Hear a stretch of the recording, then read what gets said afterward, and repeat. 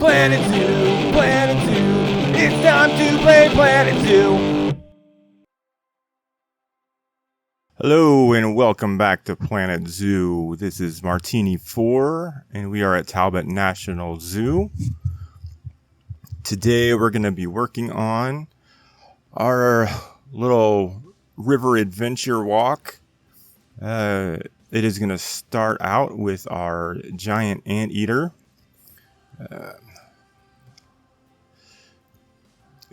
So this is based on River's Edge in St. Louis Zoo. They kind of follow a river along through 4 different continents. I believe it's South America, North America, Asia, and Africa. They have a few exhibits from each location, showcasing some of the different animals in those areas.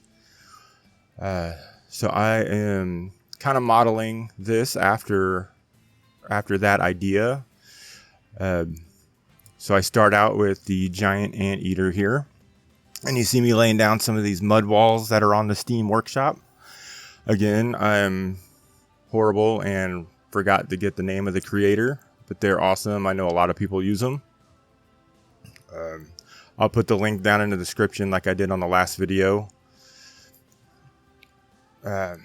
Here, I'm starting the river out with a waterfall, and I'm just going to have it run through all of the exhibits. So a lot of the creatures or animals will either be kind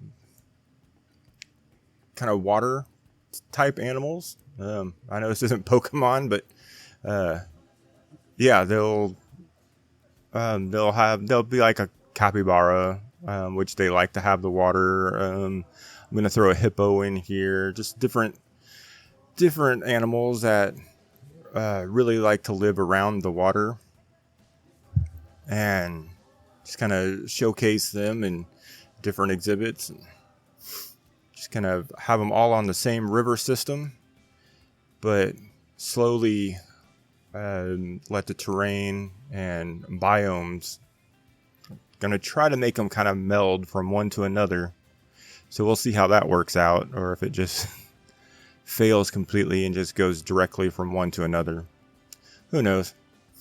So yeah, still just working on the river, laying down some rock work, trying to get the water at the right level that I want it, so that when I put in the waterfall effects, they look like they're actually going into the river.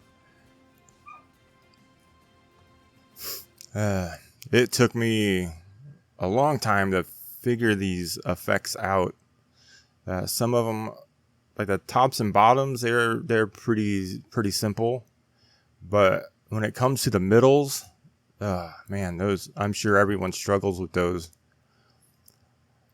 But yeah, it took me a little while to figure out where the water was, how to place them without the pieces just floating in midair like they are right now. I eventually come back and fix that, by the way. But yeah, just trying to build this up, make it look like the water is actually held in place with the rocks and not just going on its own down the cliffs with no rhyme or reason.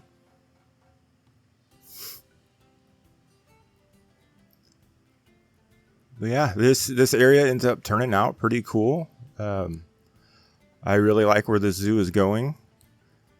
I hope anyone that's watching enjoys it as well.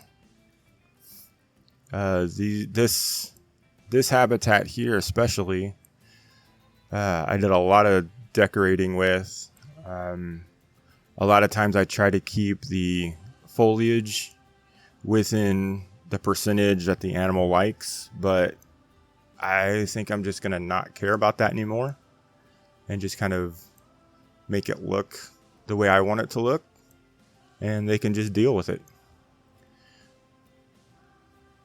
So on the river here, I put in some rapid effects just to kind of make it look like the water's actually flowing and doesn't just come down the waterfall and go stagnant. And now I start building the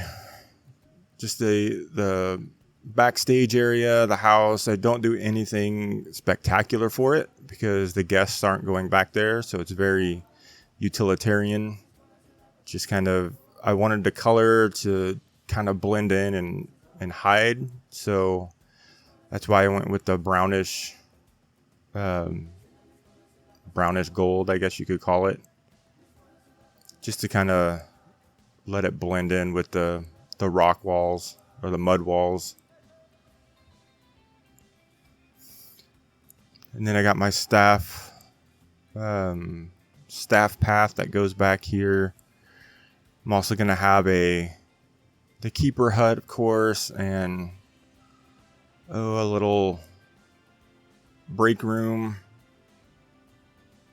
And I believe I put in water treatment and a transformer back here as well, just to kind of hide everything and make sure I have all the things I need to service this area. Because the next habitat is going to kind of curve around the backside of this one and kind of be adjoined with the same house. As far as the backstage area goes, I end up adding on to this one, as you'll see in the next video. But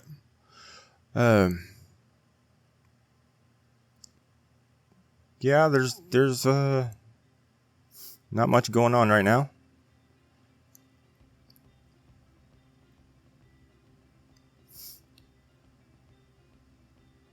If anyone's watching this, I would appreciate a like and subscribe. I am trying to get better.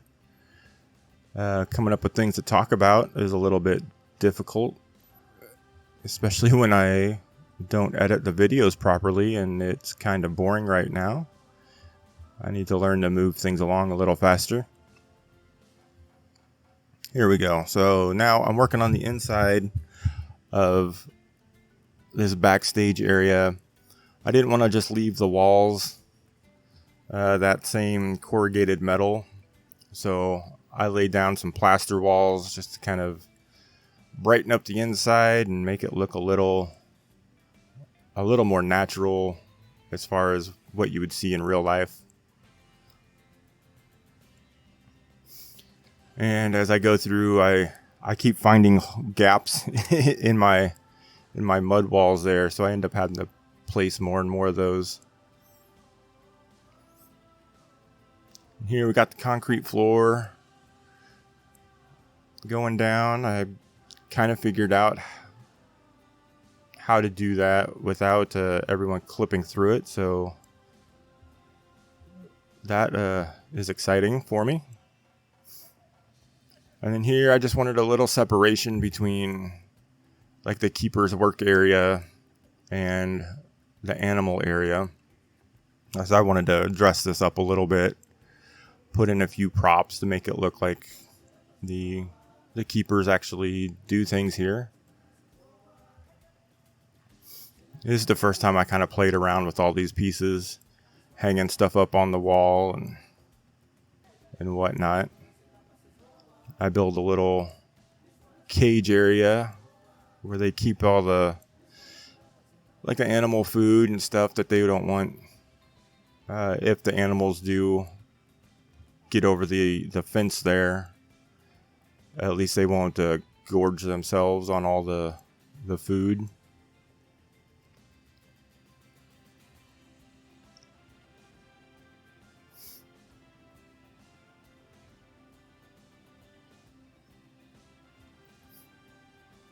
And I'm sure you saw the little gate area that I placed down on the dividing fence. I had to go back and move that because my zookeepers wouldn't go through it. I didn't have it opened enough, so I ended up just having to open it a little more. Here, just trying to get the mesh fence into place. Get all the pieces to line up and then make a door that looked halfway decent.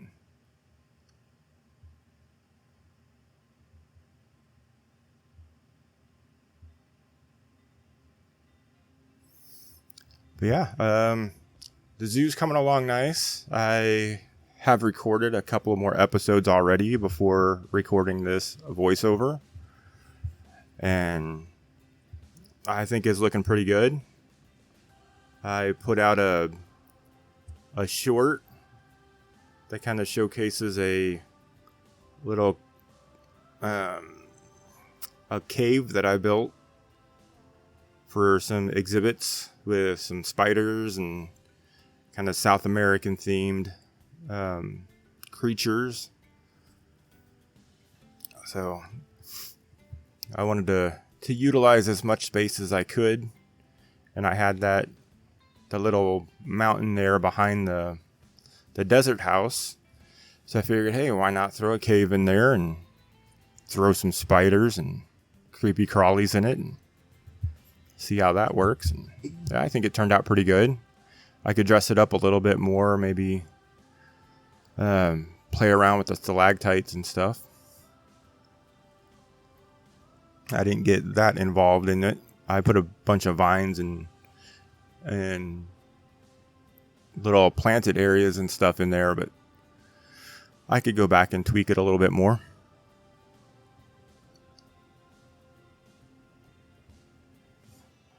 Here you see all the props I'm putting down, just kind of trying to put down some supplies that I think they would have on hand if they needed stuff. Just kind of going through everything, seeing what I could find. Didn't really think about it until later. Anteaters don't really eat fruit and vegetables, I guess. I don't know a whole lot about them, but kind of according to their name, they primarily eat ants and insects, I'm assuming. So that's okay. It's just decoration anyway.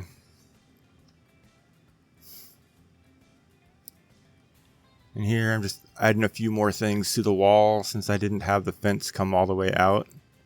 I wanted to leave a little more room, just kind of place down a few more things to decorate. And instead of hanging everything up, I wanted to kind of lean some stuff around, like somebody was just using it and didn't feel like putting it away properly, and just kind of laid it up against the wall.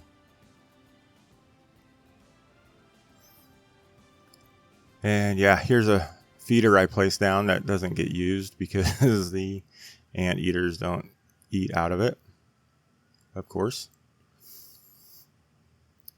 And now we got the staff areas here added onto the outside.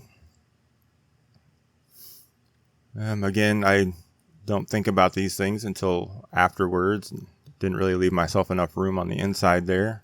I guess I could have used up some more of the anteater space, but I didn't want to take away from their area too much. And working on the pathing again, I had to move some things out of the way for the paths to actually go in properly.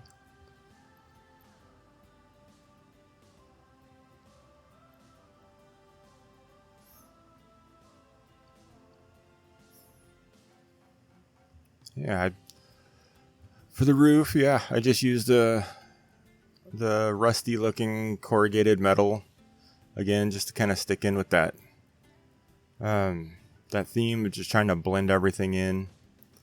Didn't want it to stand out in any way.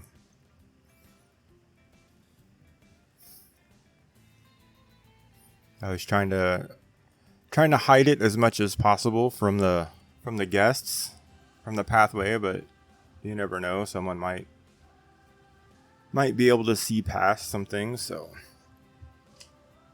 let it blend in and they won't notice it as much. And I put some trim around. I cut a lot of that out because it was pretty boring. Just added some trim around all the edges, just to kind of put some finishing touches on this building.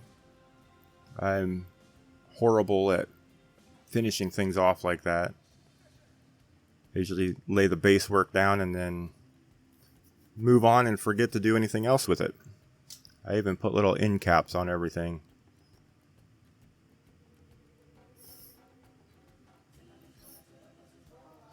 So here I go back and continue with some rock work, making a little staff tunnel, just to kind of block the view from the guest path, make it look a little mountainous area here. I really like using the mossy rocks to place inside the other ones, just kind of give it a little grown over, weathered look. Because of course it rains a lot here, and I do a lot more around the water. Because the more water, the more moss you're gonna have growing. Yeah, I really like the way that looks. Just have it sticking out here and there. I try not to overdo it, but try to make it look random.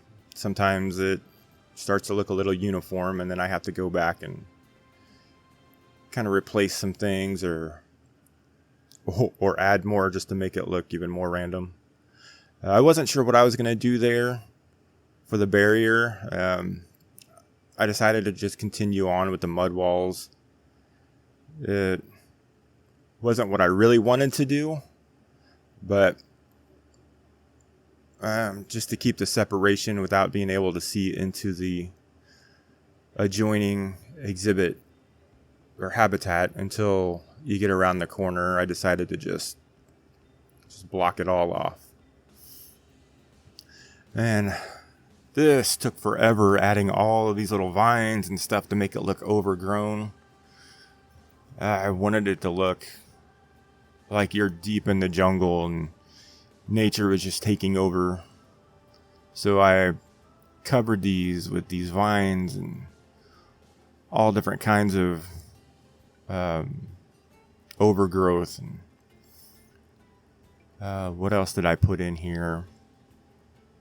The Spanish moss and a bunch of bromeliads and ferns and a lot of foliage, and I really like the way these hanging vines look with the little loops and sagging and stuff. Those are pretty cool. Yeah, I just do that to the entire inside of the habitat here. Here's this Spanish moss. I really try to make this whole habitat look really, really jungly. A lot of plants and trees. A lot of leaf litter on the ground. I ended up having to go back because I noticed a bunch of the leaf litter and stuff were sitting a couple of meters above the ground when I was doing the fly-throughs and cinematics and stuff. So I had to go back and fix all of those. That was irritating. I don't know if there's something that happens when you exit out of the game and then load it back in if it doesn't place things properly. But it seems like when I load stuff back in, some of my foliage isn't exactly in the same place. I mean, I could be just going crazy, but that's the way it seems. So yeah, I had to put in these strangler roots and trees, of course, because they had more of the viney type roots, and just add on with that effect.